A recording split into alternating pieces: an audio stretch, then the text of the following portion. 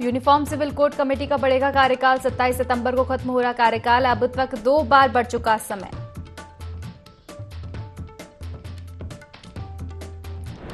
Viral video मामले में विधायक बिष्ट की बढ़ सकती है मुश्किलें। वॉइस सैंपल की कराई जाएगी फॉरेंसिक जांच। कांग्रेस वाला कमान ने भी मामले का किया संज्ञान।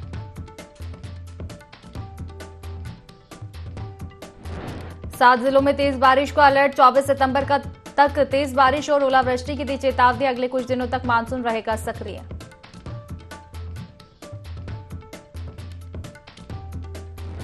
देहरादून के सेलाकुई स्थित दून बिजनेस कॉलेज में रैंकिंग का मामला। आरोपित छात्रों और कॉलेज प्रबंधन पर एफआईआर। गंभीर धाराओं में किया केस दर्ज।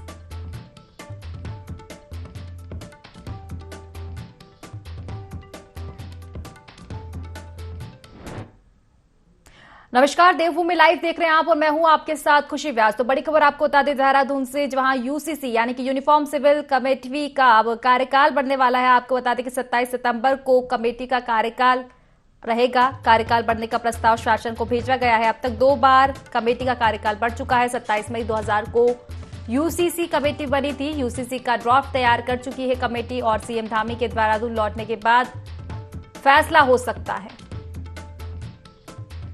तो देखिए, यूनिफॉर्म सिविल कोड कमेटी का कार्यकाल एक बार फिर बढ़ने वाला है। 27 सितंबर को आपको बता दें कि कमेटी का कार्यकाल खत्म होने वाला था। कार्यकाल बढ़ाने का प्रस्ताव शासन को भेजा गया है। अब तक 2 बार कार्यकाल को बढ़ाया जा चुका है और 27 मई 2022 को यूनिफॉर्म सिविल कोड कमेटी बनी थी और यूसीसी का ड्राफ्ट तैयार कर चुकी है कमेटी। सीएम धामी के देहरादून लौटने के बाद इस पर फैसला हो सकता है, मुहर लग सकती है।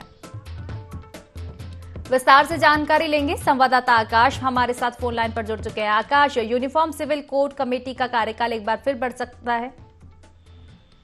देखिए, बिल्कुल जिस तरीके से कमेटी का गठन हुआ था और कमेटी ने तमाम जो ड्राफ्ट है यूसीसी का वो इस तरीके से तैयार किया था और ऐसे में कह सकते हैं कि लगातार इस बात को लेकर के तकरीबन 52 से 53 बैठकें ऐसी हैं जो हो चुकी हैं, जिसमें आम लोगों से सुझाव लेना हो या फिर तमाम बुद्धिजीवी वर्ग हो, सभी से जो है कमेटी ने सुझाव दिए थे और ऐसे में लगभग जो ड्राफ्ट है वो तैयार हो चुका है। तो माना ही जा रहा है कि जिस तरीके से 25 सितंबर को जो है कमेटी का एक तरीके से कार्यकाल खत्म हो रहा है, क्योंकि इसको 6 महीने के लिए एक्सटेंड किया गया था और ऐसे में अब ये उम्मीद जताई जा रही है क्योंकि शासन स्तर पर जो प्रस्ताव है कमेटी के को बढ़ाने का जो प्रस्ताव है वो भेजा गया है कार्यकाल। तो ऐसे में माना ही जा रहा है कि मुख्यमंत्री जिस तरीके से मध्य प्रदेश और राजस्थान के दौरे पर थे और जो सुबह जो है उन्होंने कोटा में थे, तो ऐसे में देहरादून लौटने के बाद संभवतः इस फैसले पर जो है फैसला लिया जा सकता है। शासनिक स्तर पर जो उसके आदेश है वो जारी किए जा सकते हैं, क्योंकि उत्तराखंड में एक तरीके से यूनिफॉर्म सिविल कोड को लेकर के काफी कवायद हुई थी और निश्चित तौर पर के चुनाव से पहले बीजेपी ने यह वादा किया था कि उत्तराखंड में जो है यूनिफॉर्म सिविल कोड लागू किया जाएगा और निश्चित तौर पर इन तमाम विषयों को लेकर के जो तमाम कमेटी है, तमाम जो पहलू है उस पर कमेटी की तरफ से बहुत काम किया गया है। तो ऐसे में जब तक इसको लागू नहीं किया जाए, माना ही जा रहा है कि इस कमेटी का जो कार्यकाल है उसको एक बार फिर से जो है बढ़ाया जा सकता है।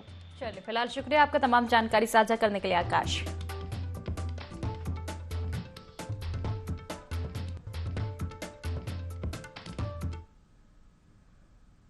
चलिए, खबरों में आगे बढ़ेंगे, जहां पिरान कलियर में सालाना उर्स को लेकर पुलिस ने कमर कस ली है। हर जगह पुलिस की तैनाती कर दी गई है। इस दौरान ड्यूटी से पहले एसपी देहात और मेला नोडल अधिकारी एसके सिंह ने एक बैठक की, जिसमें एसपी देहात एसके सिंह ने कहा कि शहर में आने वाले जायरीनों के साथ संवेदना बरते। हर साल की तरह इस साल भी उर्स को सकुशल संपन्न कराना पुलिस की पहली प्राथमिकता है। वहीं एसपी देहात एसके सिंह ने कहा कि उर्स को 5 जोन 18 सेक्टरों में बांटा गया है और सेक्टरों में कई दर्जन चौकियां स्थापित की गई है, ताकि उर्स मेले में किसी भी तरह की संदिग्ध व्यक्ति या कोई संदिग्ध वस्तु दिखाई न दे तो और दिखाई दी तो उस पर तुरंत कार्रवाई भी की जाएगी। प्रॉपरली सभी की ब्रीफिंग की गई है, उन्हें उनके दायित्वों से अवगत कराया गया है और साथ ही सचेत किया गया है कि किसी तरह की कोई हड़बड़ी न दिखाएं, मर्यादित और संयमित तरीके से व्यवस्थापन में आम जनता का भी सहयोग लें और आम जनता को सहयोग करें। टोल प्लाजा पर असामाजिक तत्वों की हुड़दंग लगातार जारी है। कभी टोल प्लाजा कर्मचारियों के साथ मारपीट तो कभी टोल प्लाजा में तोड़फोड़ के मामले भी सामने आते हैं। हाल ही में 10 से 12 बदमाशों ने भगवानपुर टोल प्लाजा पर हमला कर दिया। टोल प्लाजा पर मौजूद टोल कर्मचारियों ने भागकर अपनी जान बचाई। इसके बाद बदमाशों ने टोल प्लाजा पर जमकर तोड़फोड़ भी की। मामले की सूचना मिलने पर पुलिस मौके पर पहुंची, तभी बदमाश सायरन सुनकर भाग गए। Toll plaza manager Sandeshwar Rana के मुताबिक आरोपियों पर सीसीटीवी के आधार पर कार्रवाई की जा रही है। टोल प्लाजा मैनेजर संदेश राणा से खास बातचीत की है ID24 संवाददाता में। इस वक्त हम मौजूद हैं भगवानपुर के टोल प्लाजा पर।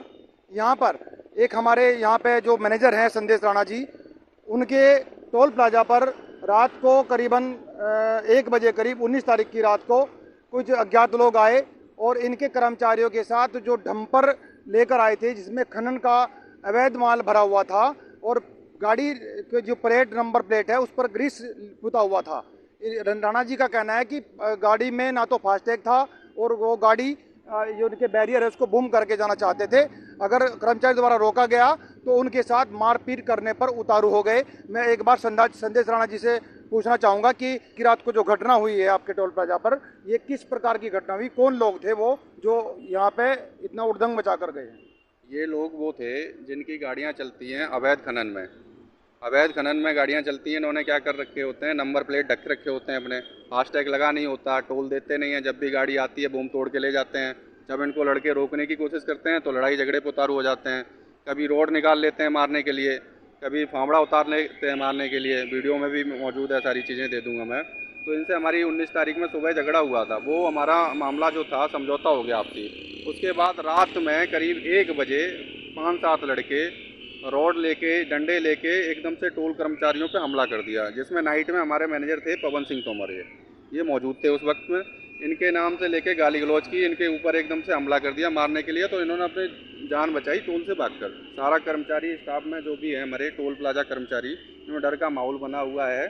पुलिस को FIR दे दी है, पुलिस ने जांच भी शुरू कर दी है इस विषय पे। आज भी इंस्पेक्टर साहब से हमारी बात हुई थी तो उन्होंने कहा कि इनको जो भी है जांच बैठाओ इनके ऊपर और जल्दी से जल्दी इनके ऊपर कार्रवाई करो। कोई सबूत जैसे फुटेज वगैरह आपके पास इसमें एक और कैमरे के अंदर रिकॉर्ड होगा? पूरा फुटेज आ रहा है, चेहरे भी आ रहे हैं उनके साफ, PTZ से भी आ रहा है, जो हमारा लेन कैमरा है उसमें भी आ रहे हैं। डंडे अंडे ले रखे हैं उन्होंने, स्टाफ को मारने के पूरा प्रयास किया है। कि टोल मैनेजर साहब का, राणा जी का कहना है ये व्यक्ति जा रहे हैं और इन लोगों के द्वारा हाथों में डंडे और कर्मचारियों पर हमला करने की पूरी कोशिश की जा रही है। राणा जी का कहना बिल्कुल सत्य आ पाया गया है और जो फुटेज उनके पास बरामद हुई है उन लोगों ने पुलिस के द्वारा इस फुटेज के माध्यम से ही पुलिस जांच कर रही है। मैं अनुज सैनी अपने कैमरामैन पर्सन के साथ INA24। कांग्रेस विधायक मदन बिष्ट द्वारा हाट इंजीनियरिंग कॉलेज के निदेशक से की गई बदसलूकी का वीडियो वायरल होने से उत्तराखंड की राजनीति तूल पकड़ती जा रही है। पूर्व मुख्यमंत्री हरीश रावत ने इस दौरान विभागीय अधिकारियों को लेकर कहा कि अधिकारी विपक्ष के विधायकों के फोन नहीं उठाते हैं, उन्हें ऊपर से निर्देशित किया गया है और ये केवल मदन बिष्ट नहीं, अन्य विधायकों के साथ अधिकारियों का रवैया रहता है। वहीं भाजपा प्रदेश अध्यक्ष महेंद्र भट्टो ने कहा कि हरीश रावत केवल सोशल मीडिया में है, कांग्रेस में चल रहे आपसी कलह से दुखी है। क्या उनके पास कोई ऐसा प्रमाण है जिसमें कहा गया हो कि कोई अधिकारी इनके फोन नहीं उठाएगा? हर जनप्रतिनिधि का फोन उठाने का कर्तव्य अधिकारियों का रहता है। हरीश रावत अपनी गरिमा को गिराने का काम कर रहे हैं। रावत जी आजकल केवल सोशल मीडिया में हैं, कुंठित हैं, कांग्रेस के आंतरिक द्वंद से दुखी हैं और उनके पास ऐसा कौन सा प्रमाण है कि किसी अधिकारी को हरीश रावत जी फोन न उठाने के लिए कहा गया हो? इस प्रकार का विषय स्वयं विधानसभा अध्यक्ष सदन के अंदर लिया है। हर जनप्रतिनिधि का फोन उठाने का जो कर्तव्य है वो अधिकारियों का रहता है। इस पर प्रश्न खड़ा करके हरीश रावत जी अपनी गरिमा को गिरा रहे हैं। अगर किसी अधिकारी हरीश रावत जी को फोन नहीं उठाया है तो मैं आज कहना चाहता हूँ, बहुत वरिष्ठ नेता है, प्रदेश के पूर्व मुख्यमंत्री हैं, तो ये कहीं ना कहीं वो अपने गरिमा को गिरा रहे हैं इस बात को बोलकर। बागेश्वर विधायक पार्वती दास ने कांग्रेस विधायक के वायरल वीडियो की निंदा की और उनकी पार्टी पर कई आरोप भी लगाए। विधायक पार्वती ने कहा कि विधायक जनता का चुना हुआ जनप्रतिनिधि होता है और पद की गरिमा का ध्यान रखना हर जनप्रतिनिधि की जिम्मेदारी है। दरअसल आपको बता दें कि द्वाराहाट विधायक का इंजीनियरिंग कॉलेज के निदेशक के साथ अभद्रता का वीडियो सोशल मीडिया पर वायरल हो रहा है। इसे लेकर वह बीजेपी के निशाने पर आ गए हैं। जगह जगह उनका पुतला फूंका जा रहा है। से इसका विरोध करते हैं कि एक विधायक द्वारा जो जनता का चुना हुआ विधायक होते हैं, उनका जो विधायकी में जो जनता की जो बातें रखने का उनको के लिए उनको भेजा जाता है, लेकिन उनके द्वारा जिस प्रकार का प्रकरण ये किया गया है बहुत निंदनीय प्रकरण है। इसका हम पुरजोर विरोध करते हैं। और ये जनप्रतिनिधि मैंने बताया, विधायक जनता का चुनने के बाद उनको विधानसभा में जितनी भी समस्याएं जनता की होती है उसमें उनको उठाने का काम होता है। और विधायक द्वारा एक परिसर में घुस के परिवार के सामने बहुत निंदनीय है। इस प्रकार की प्रक्रिया, इस प्रकार का जो कृत्य है ये बहुत निंदनीय कृत्य है। ऐसा किसी भी जनप्रतिनिधि द्वारा जो ये किया गया है ये बहुत निंदनीय है। इसके हम खबर खटीमा से है, जहां कांग्रेस विधायक मदन बिष्ट के सीएम धामी को अपशब्द कहने के मामले में भाजपा कार्यकर्ताओं ने प्रदर्शन किया। बीजेपी कार्यकर्ताओं ने आरोपी विधायक के खिलाफ नारेबाजी करके पुतला दहन किया। जानकारी के अनुसार विधायक मदन बिष्ट ने सीएम धामी के लिए अपशब्दों का प्रयोग किया था। साथ ही इंजीनियरिंग कॉलेज के निदेशक को भी धमकी दी थी, जिससे नाराज बीजेपी कार्यकर्ताओं ने जीवन सिंह धामी और किशोर जोशी के नेतृत्व में प्रदर्शन किया। कार्यकर्ताओं को संबोधित करते हुए जीवन सिंह धामी ने कहा कि विधायक ने जो किया वो देवभूमि का अपमान है। जनता ऐसे जनप्रतिनिधि को कभी माफ नहीं करेगी। किया गया है, ये हमारे उत्तराखंड में द्वाराहाट विधानसभा के विधायक मदन सिंह बिष्ट जी के द्वारा जो द्वाराहाट में इंजीनियरिंग कॉलेज है उसके निदेशक जी के साथ गुंडागर्दी की गई है, गाली गलौज की गई है। इस प्रकार से अराजक तत्वों के साथ मिलकर के इस प्रकार की घटनाओं को अंजाम देते रहते हैं, जिसका कि भारतीय जनता पार्टी विधानसभा नानकमत्ता झनकट मंडल बहुत निंदा करती है। और हमने आज आक्रोश के स्वरूप यहाँ पर पुतला दहन का कार्यक्रम किया था, जिसमें हमारे मंडल की विधानसभा के सभी कार्यकर्ता उपस्थित। जिस प्रकार से उन्होंने द्वाराहाट इंजीनियरिंग कॉलेज में जाके रात में नशे की हालत में इंजीनियरिंग कॉलेज में जाके अभद्रता की, ये बिल्कुल भी किसी देवभूमि के व्यक्ति द्वारा नहीं की जा सकती है। वो हमारी देवभूमि को की पवित्रता को नष्ट करने का काम कर रहे हैं। जिस प्रकार से वो उनके शब्दों में इतनी गाली गलौच आदि का प्रयोग किया जा रहा है, इससे नहीं लगता कि वो देवभूमि के वासी हैं। और वो प्रदेश सरकार पर जिस प्रकार से अभद्र भाषा का प्रयोग करते हुए गाली गलौच इन शब्दों का प्रयोग कर रहे हैं, इसी उपलक्ष्य में आज भारतीय जनता पार्टी के कार्यकर्ताओं द्वारा मुख्य चौक खटीमा पर एकत्र होकर विधायक द्वाराहाट का पुतला दहन किया गया। और इसी प्रकार से इस पुतला दहन से ये संदेश देना चाहते हैं कि कोई भी अभद्रता उत्तराखंड में बर्दाश्त नहीं की। स्वास्थ्य मंत्री धन सिंह रावत का बयान सामने आया। उन्होंने कहा कि कोविड काल में 3700 कर्मचारियों को कई अस्पतालों में लगाया गया था। इसमें से 2800 कर्मचारियों को समायोजित कर लिया गया है। वहीं सरकार ने 2500 वार्ड वाई के पद निकालने जो है सरकार जा रही है। इनमें अगर कोई दूसरे जिले में भी काम करना चाहेगा तो उसे काम करने का अवसर दिया जाएगा। आपको बता दें कि बीते 2 महीने में समायोजन की मांग को लेकर विभिन्न अस्पतालों से निकाले गए कोविड कर्मचारी आंदोलनरत है। आंदोलन को गति देने के लिए कोविड कर्मचारी भूख हड़ताल पर भी बैठे हुए हैं, लेकिन सरकार उनकी मांगों को अनसुना कर रही है। इस पर स्वास्थ्य मंत्री ने अपनी प्रतिक्रिया दी है।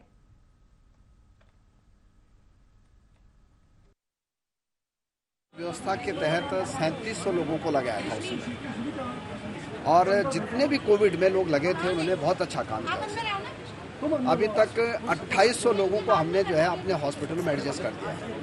अब जो कुछ बच्चे छूट गए हैं उनकी पोस्ट की क्रिएट करने की बात है। अब हमने 250 और सभी पूरे प्रदेश में 2500 जो है वार्ड वाई की पोस्टें जो है अब हमने दे दी हैं। और मुझे लगता है कि कहीं न कहीं वो बच्चों का अब समायोजन किया जाए। राजधानी देहरादून में जमीनों के फर्जीवाड़े के मामले थमने के नाम नहीं ले रहे हैं। आए दिन जिलाधिकारी सोनिका को जमीनें फर्जीवाड़े से संबंधित कई शिकायतें मिल रही है। खासतौर पर विवादित जमीन की शिकायतें जिलाधिकारी को ज्यादातर सामने आ रही है। इन शिकायतों के आधार पर यह कहना बिल्कुल भी गलत नहीं होगा कि देहरादून में भूमाफियाओं को रोकने में प्रशासन फिलहाल नाकाम साबित हो रही है। हालांकि जिलाधिकारी का यह कहना जरूर है कि इन शिकायतों पर कार्रवाई करने के लिए संबंधित अधिकारियों को निर्देशित किया गया है। पहले से ही लैंड में 2-3 कैटेगरी हैं, अलग अलग तरह की शिकायतें आती हैं। एक तो जो हो गया फर्जीवाड़ा हो गया, वो तो एक अलग जांच हमारी चल रही है। इसके अलावा इम्पर्सोनिफिकेशन की आती है कि लैंड किसी और की, किसी और ने आके यहाँ पे रजिस्ट्री करा दी, जिसे आज एक शिकायत इसकी आई थी। ये हो गया इम्पर्सोनिफिकेशन का। एक हो गया कि किसी ने लैंड बेच दी लेकिन वहाँ पे लैंड है ही नहीं, उसका कब्जा नहीं है। अब वो कब्जा लेने के लिए यहाँ पे आते हैं कि कहाँ हमारी लैंड है। तो इस तरह की अलग अलग कैटेगरीज हैं और इन सब में कहीं ना कहीं फर्जीवाड़ा है कि किस तरह से लैंड बेची गई और फिर कब्जा क्यों नहीं मिला करके। तो हम अलग अलग तरह से अपने एसडीएम्स और हमारे तहसील ऑफिसर और रजिस्ट्रार ऑफिसर इनको देखता है और कोशिश करता है कि मैक्सिमम जो सहूलियत है लोगों को मिले। लोहाघाट के मीना बाजार चौराहे पर भाजपा कार्यकर्ताओं ने भाजपा जिला अध्यक्ष निर्मल मेहरा के नेतृत्व में कांग्रेस विधायक मदन सिंह बिष्ट का पुतला फूंका। भाजपा जिला अध्यक्ष और भाजपा पदाधिकारियों ने कहा कि विधायक ने नशे की हालत में इंजीनियरिंग कॉलेज के प्रधानाचार्य के घर में घुसकर गाली गलौज और अभद्रता की थी। साथ ही कहा कि काफी गंभीर मामला है, इसे बर्दाश्त नहीं किया जाएगा। भाजपा कांग्रेस विधायक के इस कार्य की निंदा करती है।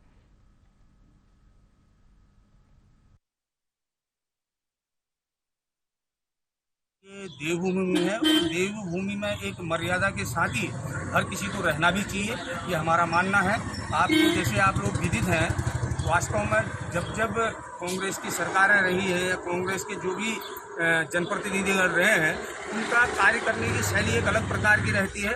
वो डरा के, धमका के, गाली गलौज करके अपना भय व्यापक समाज के अंदर में करना चाहते हैं और भारतीय जनता पार्टी इसका हमेशा विरोध करते आ रही है, क्योंकि खुद भारतीय जनता पार्टी एक संस्कारवान पार्टी है और भारतीय जनता पार्टी का हर कार्यकर्ता, हर पदाधिकारी अपनी मर्यादा में और संस्कारों में रह के कार्य करता है। थराली में गढ़वाल की अधिष्ठात्री देवी नंदा राजराजेश्वरी की लोकजात यात्रा निकाली जा रही है। देवाल विकासखंड के लवाड़ी में देवी नंदा के स्वागत में राजराजेश्वरी संस्कृति संरक्षण मेले का आयोजन किया गया। इस मौके पर विधायक भूपाल राम टमटा मौजूद रहे। वहीं समापन पर पूर्व विधायक डॉक्टर जीत राम टमटा शामिल हुए।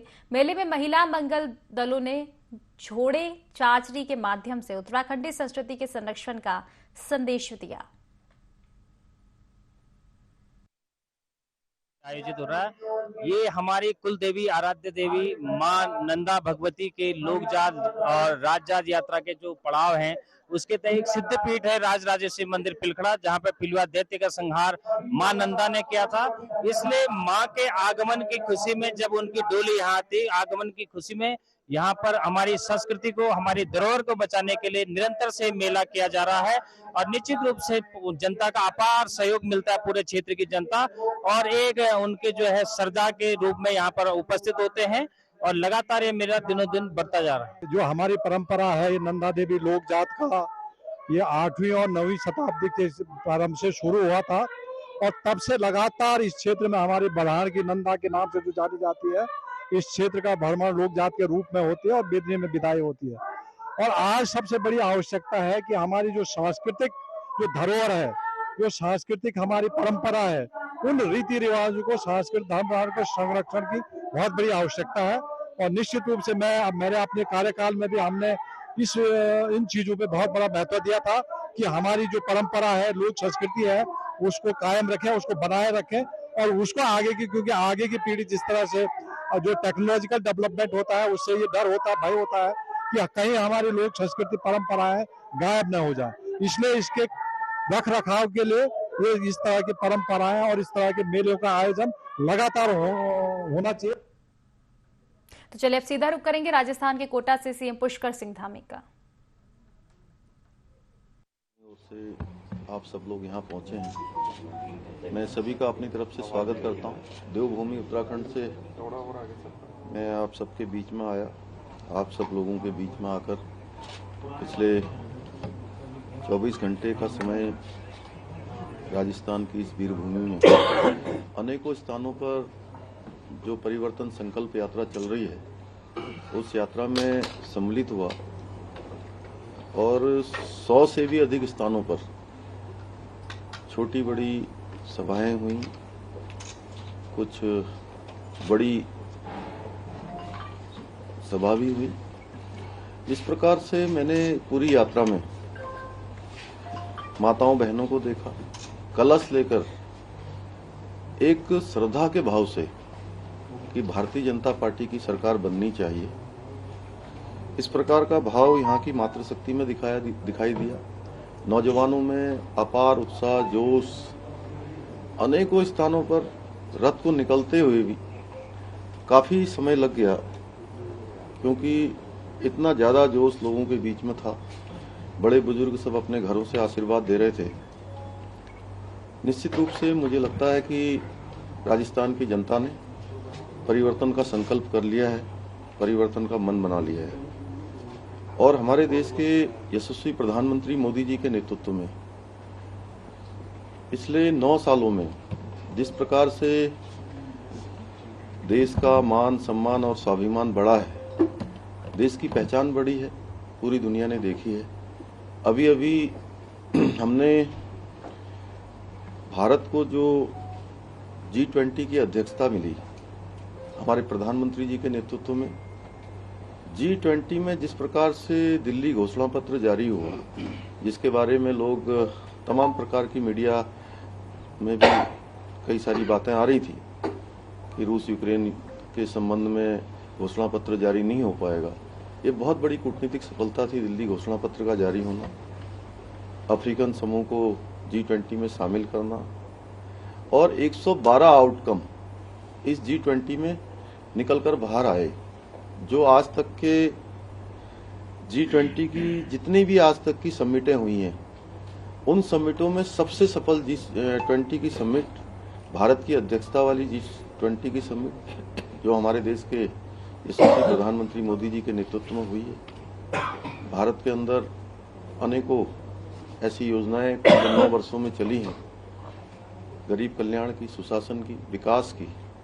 और पहले के समय में जो योजनाएं चलती थी या बनती थी, वो कुछ लोगों को ध्यान में रखकर बनती थी। इन सालों में माननीय प्रधानमंत्री मोदी जी के नेतृत्व में वो योजनाएं बनी हैं जिसकी गरीबों को आवश्यकता है, मातृशक्ति को आवश्यकता है और समाज के अंतिम छोर में खड़े हुए लोगों को जो जरूरत है। चाहे आज हम जनधन खातों की बात करें, जनधन खाते खुले हैं, हमारा राजस्थान भी उससे लाभान्वित हुआ है। गरीब कल्याण में जो अन्न देने का काम पिछले 3.5 सालों से लगातार चल रहा है, उससे राजस्थान की बड़ी आबादी सीधे सीधे लाभान्वित हो रही है। किसान सम्मान निधि की योजनाओं या कोरोना में लगाए जाने वाले मुफ्त वैक्सीनेशन हो, तो ऐसे अनेकों कार्य आदरणीय प्रधानमंत्री जी ने किए हैं। और माननीय प्रधानमंत्री जी के प्राथमिकताओं में हमेशा राजस्थान रहा है, लेकिन पिछले 5 सालों से राजस्थान के अंदर ऐसी सरकार आई जो सरकार केंद्र से मिलने वाला जो बजट है, केंद्र से मिलने वाली धनराशि है, उस धनराशि को लगाना नहीं चाहती है। वो राजस्थान के लोगों को फायदा नहीं पहुंचाना चाहती है। इसका उदाहरण है जल जीवन मिशन में हजारों हजार करोड़ की जो धनराशि आई है, वो धनराशि आज खर्च नहीं हो रही है। राजस्थान में आखंड जो भ्रष्टाचार के मामले आए हैं, उसमें भी राजस्थान प्रथम स्थान पर आया है। सड़कों में हम जब जाते हैं तो कल रात हमारा 150 किलोमीटर के लगभग पूरे दिन भर की यात्रा हमने करी है। अनेकों स्थानों पर सड़कों पर गड्ढे हैं, अपराध के आंकड़े सारे पार हो रहे हैं। किस प्रकार से यहाँ की बहन बेटियों के साथ निर्वस्त्र करके घुमाया जाता है, सरकार को पता भी नहीं चलता है। जब लोग हल्ला करते हैं, लोगों में आंदोलन होता है, उसके बाद सरकार आती है। और जो हिंदू सनातन संस्कृति की विरोध की बात है, वो आज जो महागठबंधन जिसको कहते हैं घमंडिया गठबंधन, उस गठबंधन के लोगों में होड़ लगी हुई है कि कौन ज्यादा से ज्यादा सनातन संस्कृति, ये सनातन हिंदू संस्कृति के बारे में कौन अधिक से अधिक अपशब्दों का प्रयोग कर सकता है, कौन ज्यादा नीचता पर जा सकता है। इस प्रकार का काम हो रहा है। जैसे उदयनिधि स्टालिन तमिलनाडु के मंत्री हैं, वहां के मुख्यमंत्री जी के बेटे भी हैं। तो फिलहाल की खास खबरों में बस इतना ही। आप बने रहिए IND 24 के साथ। नमस्कार।